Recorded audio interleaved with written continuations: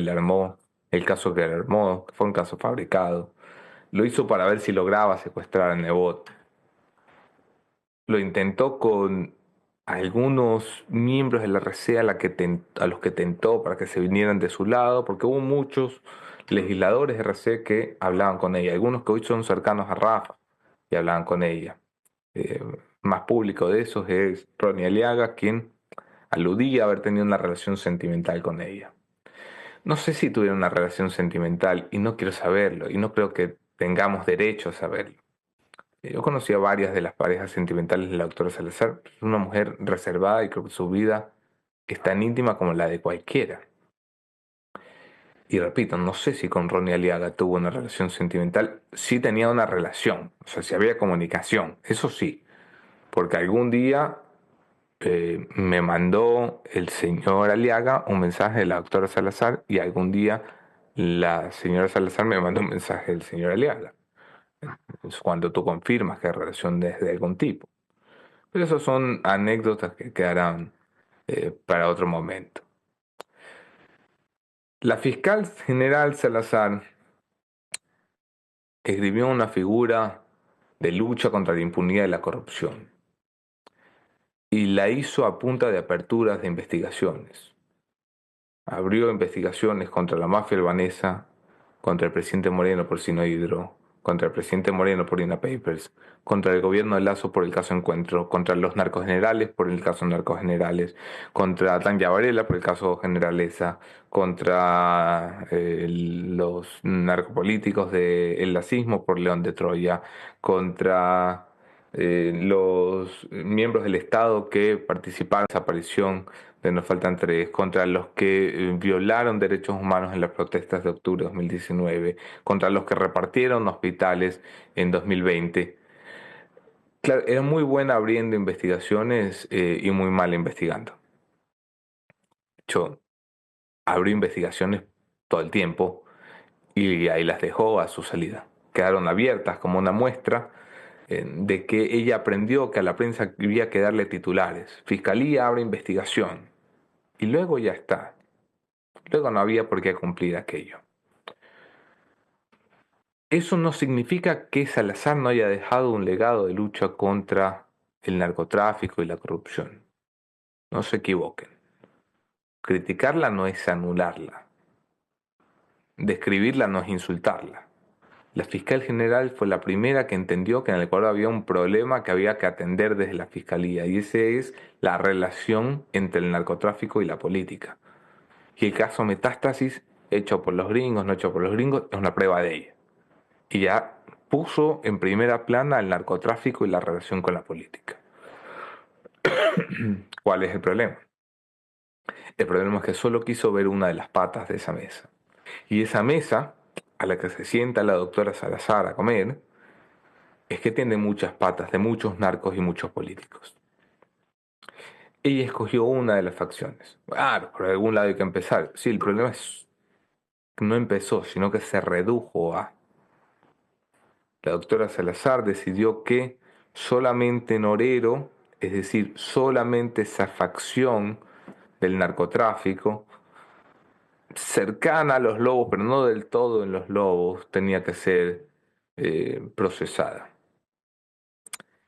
Luego, ya sea por sus propias relaciones de amistad y de afecto, con gente cercana a los choneros, nunca incluyó realmente a los choneros en el mapa, mucho menos a los albaneses, a los que les dejó hacer hasta el último día, literalmente hasta el último día. Hay empresas de los albaneses que siguen operando, siguen mandando droga y la fiscalía la sigue teniendo en sus investigaciones de lavado activo.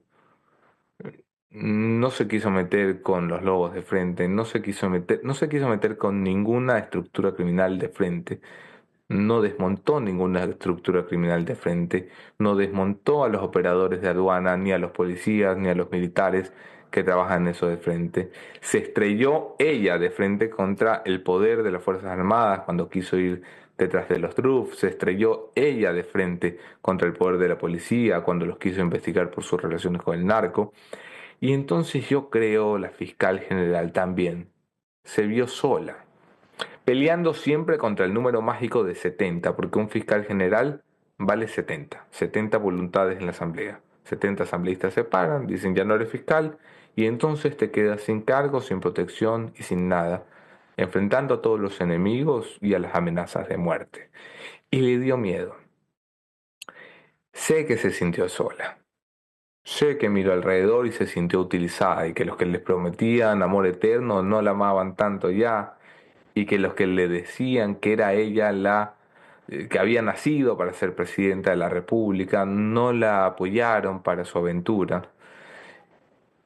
Y sé también que aunque hubo dos banqueros, no uno, sino dos banqueros que le ofrecieron pagar por su campaña presidencial, decidió ponerlos en stand-by.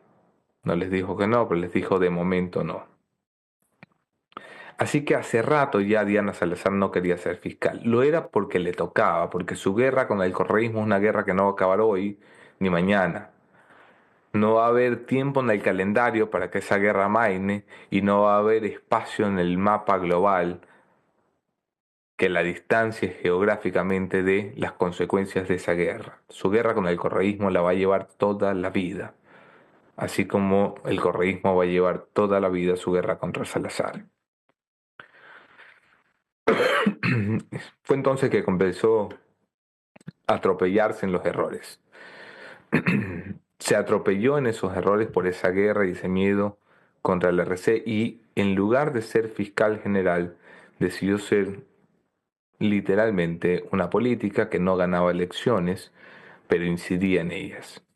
Incidió en todas las elecciones todas. Trató de secuestrar a todas las autoridades todas, porque se dio cuenta que no había alcalde de Quito o Guayaquil que no le tuviera miedo, que no le mandara mensajes llorando, como se los mandó Jorge Yunda, pidiéndole perdón y pidiéndole tregua, que no le mandara mensajes de miedo y de terror, como algunos prefectos, que literalmente se hicieron pipí cuando les puso el ojo encima. Entonces la fiscal general mordió el fruto prohibido, que es el fruto del ego y la enfermedad del poder. Y creyó que ella, por ser fiscal general y estar respaldada por la prensa, podía ir, por ejemplo, detrás del Consejo de la Judicatura y a través de ello de los jueces. Y entonces hubo jueces salazaristas, jueces a los que la fiscal general no solamente les buscaba los espacios de entrevistas en la prensa, sino que les daba órdenes de cómo fallar, órdenes precisas, directas, especialmente en la Corte Nacional de Justicia. Fue detrás del Consejo de Participación Ciudadana, no porque hubiera corrupción en el CPCCS, sino porque estaba interesada en determinar el rumbo de su sucesor. Intentó ir en algún momento detrás del presidente Noboa en un viaje a Europa que hiciera. El presidente Noboa llegó más rápido, y tuvo ella que capitular ante el presidente Noboa cuando el correísmo estuvo muy cerca de reunir los votos, y fueron los votos del presidente Noboa los que la salvaron y la mantuvieron pegada a su cargo. Así que capituló delante de un socialcristiano que sirvió como testigo de honor en ese acuerdo en el que se rindió a su último y lamentable periodo de empleada del poder. Digo lamentable periodo porque si era ella la promesa de nunca más ser un fiscal general empleado del poder, desde hace tiempo lo venía haciendo, y en los últimos meses o años ya sin vergüenza.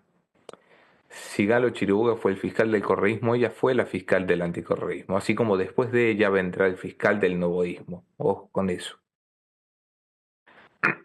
Y la fiscal general fue entonces diluyendo los muchos aciertos que tuvo, sobre todo por el besamanos natural del Ecuador, en el que entre más veces las manos, mejor periodista te crees.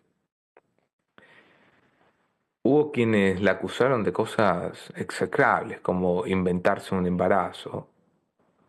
Hubo quien dijo, y me consta que lo dijeron, la hija que tiene es muy blanca. Hubo cosas horribles que se le dijeron a Salazar por el simple hecho de ser su enemiga política. La acusaron de tener amantes y aventuras, porque toda mujer que está en un cargo público, con perdón, pero es prostituta. Y todo hombre que está en un cargo público, con perdón, pero es marica. Como si esas fueran condiciones insultantes, irreales para deslegitimar la honra de aquellos a los que no se puede deslegitimar de otra manera. Se le dijo cosas muy injustas a Salazar y la prensa la convirtió en una especie de ser blindado al que hoy yo creo le viene en contra. La prensa dejó de hacer su trabajo con Salazar. Salía ella a decir que la quería matar, nadie le preguntaba quién. Salía ella a decir que el contrato para Villavicencio valió 2 millones porque 1 millón era para matarla a ella. Nadie le preguntó cómo así, o por qué, o de dónde. Y si lo sabe, dónde están los presos. Comenzó ella a moverse de forma extraña, ajena a su naturaleza económica. A moverse en avión privado, por ejemplo. Y no he visto un solo periodista que le pregunte por eso. He visto muchos periodistas que la entrevistan largamente y nadie nunca le ha preguntado, doctora, ¿cómo paga usted sus movilizaciones dentro y fuera del país? ¿Le alcanza con el sueldo de fiscal? ¿Le alcanza con el sueldo de fiscal? ¿De funcionaria pública de 24 años? La prensa dejó de hacer su trabajo porque la prensa, se los he dicho, quedó volada el coco después del correo. Y los abogados le tuvieron miedo y también tenían esperanza. Tenían esperanza de que su trabajo con la justicia pudiera mejorar la justicia. Es decir, de que Salazar, aún abusando del derecho penal, en su intento de llevarse presos a los jueces corruptos, mejorara el sistema corrupto de justicia que tenemos.